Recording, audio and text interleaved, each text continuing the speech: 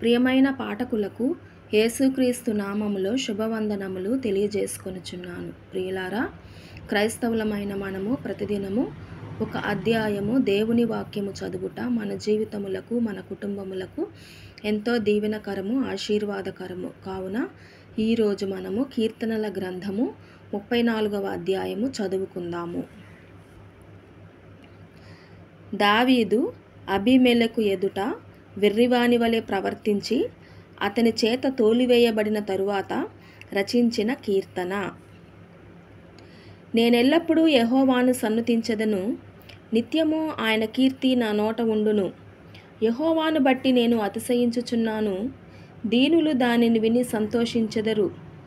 నాతో కూడి యెహోవాను ఘనపరచుడి, మనము ఏకముగా కూడి ఆయన నామమును గొప్ప చేయుదము. నేను యెహోవా యొద్ద విచారణ చేయగా ఆయన నాకు ఉత్తరమిచ్చెను. నాకు కలిగిన భయములన్నిటిలో నుండి ఆయన నన్ను తప్పించెను. వారు ఆయన తట్టు చూడగా వారికి వెలుగు కలిగెను, వారి ముఖములెన్నడును లజ్జింపకపోవును.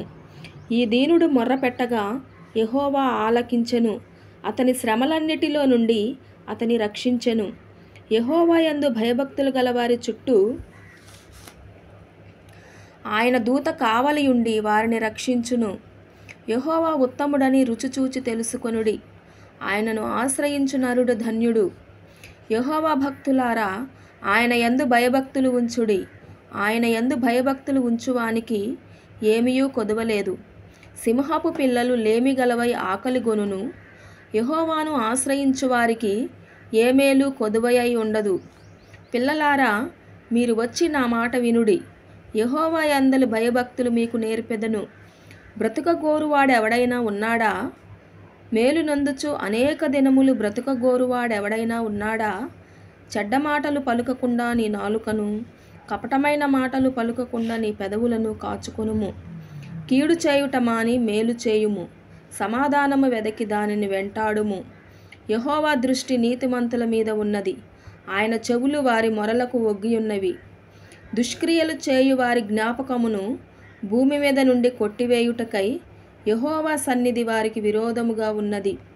నీతిమంతులు మొర్రపెట్టగా యెహోవా ఆలకించును, వారి శ్రమలన్నిటిలో నుండి వారిని విడిపించును. విరిగిన హృదయము గలవారికి యెహోవా ఆసన్నుడు, నలిగిన మనస్సు గలవారిని ఆయన రక్షించును. నీతిమంతునికి కలుగు ఆపదలు అనేకములు, వాటి అన్నిటిలో నుండి యెహోవా వానిని విడిపించును. ఆయన వాని ఎముకలన్నిటినీ కాపాడును, వాటిలో ఒక్కటి అయినను విరిగిపోదు. చెడుతనము భక్తిహీనులను సంహరించును. నీతిమంతుని ద్వేషించువారు అపరాధులుగా ఎంచబడుదురు. యెహోవా తన సేవకుల ప్రాణమును విమోచించును.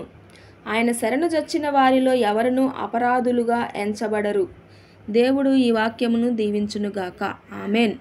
ప్రియమైన పాఠకులందరూ కూడా ఈ వాక్యము మీకు నచ్చినట్లయితే ఈ యొక్క ఛానల్ను సబ్స్క్రైబ్ చేసుకొని లైక్ చేయమని కోరుచున్నాను. ఆమెన్.